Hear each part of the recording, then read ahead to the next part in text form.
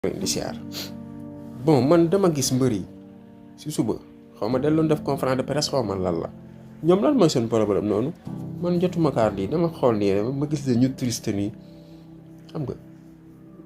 ban problème leen am baaru dañ jotee CNG dagg yi ñoo dagg ne daa bëri de dagg yi ne dagg daa bëri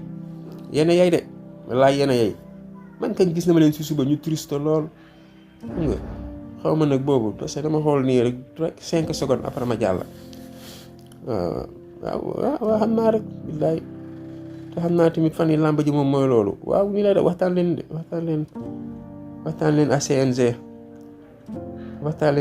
CNG ñu wàññi dagg yi daa bëri ñu ne la dagg daa bëri waaw ñun moom ñu ngi woon si fukki si monsieur Yàlla mi Sonko ak bañe dugub bi ak waxtaanu démb bi sax am solo gi mu am solo internet bi yëpp tekka xam naa looloo tax bàyyi ma leen xel yéen bëri seen conférence de presse si xam naa peut-être seen problème ak CNG rek CNG tamit war naa dawal yërmande waaw aawe